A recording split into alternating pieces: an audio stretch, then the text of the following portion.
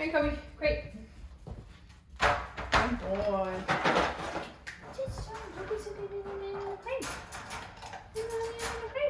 Okay. Hello. Kobi and I are going to make a quick video. We've been working super hard this week on his crating abilities. And here's why it pertains to his potty training. So Kobi is having a lot of accidents in the house because he gets access to the house all the time because he screams a bunch in his crate. So we've been working really hard on him relaxing in his crate, being calm, being quiet, so that you can use that to help with the potty training. So the routine that I've been using here throughout the week is that Kobi is either supervised and watched very heavily if he's going to be completely loose, so I don't take my eyes off him, I watch him the entire time. Otherwise, you'll notice that I've tied him up to the legs of my kitchen table, my coffee table, my living room, anything like that. If I want to turn off my attention to him a little bit or go about my day in a little bit more less Kobi attentive way, is I will tie him up to a piece of furniture that I can keep an eye on him. When you're talking about puppies and you're talking about potty training, supervision is the biggest thing that's very helpful. So things that can provide supervision. You can provide supervision by watching Kobi and keeping an eye on him. A crate can provide supervision to Kobi because you can put him in the crate. He can't walk around the house, peeing all over the place, having accidents. He's in the crate. Also, dogs aren't very prone to wanting to have accidents in their crate because they don't want to sit in that. It's gross, it's smelly, it's stinky. They don't want to do it. So they're more motivated to hold their bladder, hold their bowels when they're in their crate. So we can crate. You can keep your very hawk eyes on him and really watch him and pay attention. Or you can do the behavioral down leash tie up. So you can tie him to a piece of furniture where you're hanging out, maybe the living room with the kids while you play, or the kitchen where you have dinner, anything like that. But he's on leash and tied to something so he can't wander around the house unsupervised. This isn't a permanent thing. He will get more access and more freedom around the house when he can prove to you that he's not going to have accidents anymore. Now, one of the things that Kobi really struggled with was his crate work. It's come a really, really long ways, so I'm super proud of how far we've come, but he wailed in this crate for a very, very long time. It's improved a lot. I've gotten the barking time down to a very, very small little window, so that's what I'm going to show you. I popped Kobi in the crate, and you'll notice he's actually pretty chill. Lay down, head down, having a good little snooze. We've been working really hard on this. So I'm going to walk away. I'm going to go putz around the house and things like that. But I'm going to just show you the video of what happens when I walk away from the crate. I'm going to put him in the crate and I'm going to ignore him. I'm going to walk away. Even if I'm in the home, you don't just have to crate your dogs when you leave. Sometimes you're too busy. Sometimes you don't have time to keep an eye on him. Pop him in the crate. Kobi has been doing a cycle, and this is how we've been working on his crate training. So I put Kobi in the crate.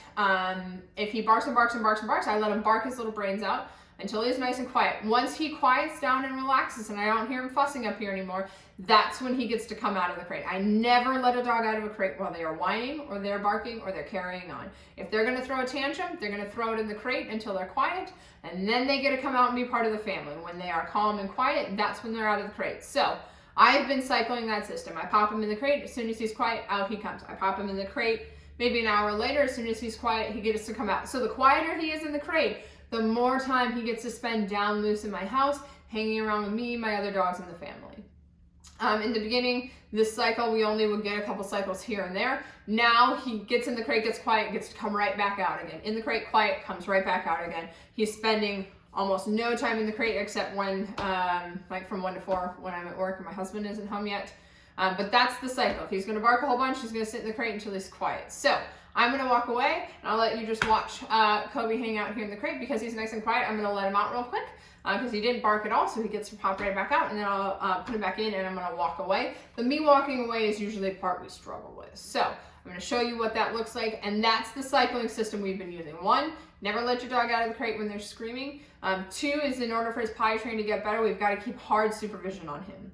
Another thing about the potty training too is that I have him on a 4-a-day potty schedule. He goes out first thing in the morning, midday, right after dinner, and right before bed. That's it. I don't wait for him to tell me he needs to go potty. No, he gets a 4-a-day potty break. When he becomes an adult, you can do a 3-a-day. So morning, after work, and before bed. That's just what I do with my dogs. I don't wait for them to tell me when they need to go potty. I put them out on a potty schedule that works well for me. I know they are adult dogs. I know they can hold it for 8 to 10 hours. So 3 potty breaks a day. He's a little bit younger puppy, so he gets 4. He gets that midday one. But that's what you're going to do when you go home is a 4-a-day potty break schedule. So he's being very good. And Kobi needs to come out. Okay,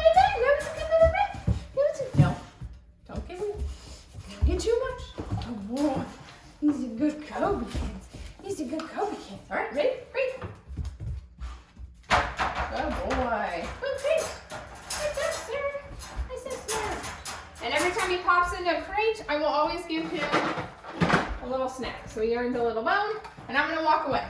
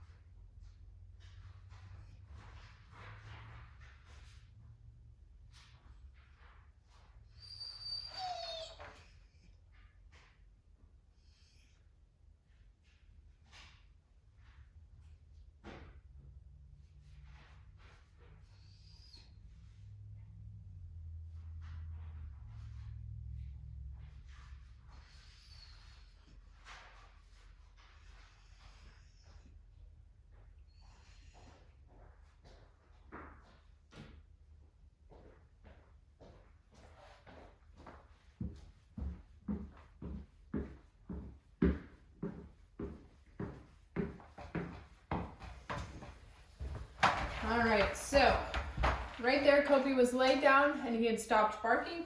That time, it may have felt like in the video a lot of barking, but the actual time window has calmed down dramatically from where we started. So it's not fully finished yet, but I'm really happy with where it's coming along. I think you should be able to implement it pretty easily at home. A couple more days of this and this should be almost completely cleared up and ready to go. So what I'm going to do now is I'm going to let him out, but he needs to calm down. So I'm going to ask him to lay down. Can you lay down, please? Excuse you. And I'll let him out once he's calm and relaxed.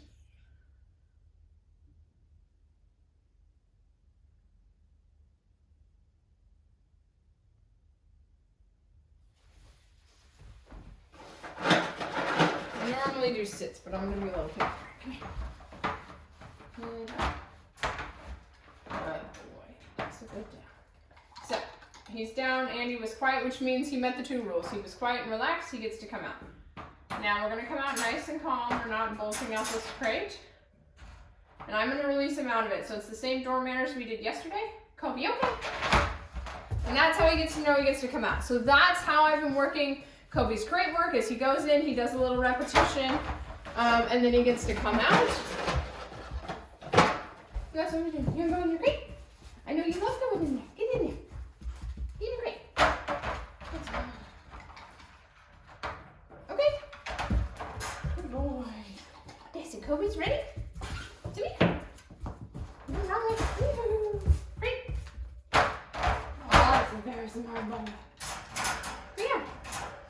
That's Kobi and Kobi's crate work, but there was a step through of the process that I've been using, so you can go home and use it at home. And if you have questions, just let me know about it, but it's that cycle. He only comes out when he's quiet, and we do multiple runs. So like he goes in, relaxes, comes out, goes in, relaxes, come out. And I usually do little play sessions in between. So once he comes out of the crate, he gets to run around, romp, have a great time. Good boy. Okay, good job.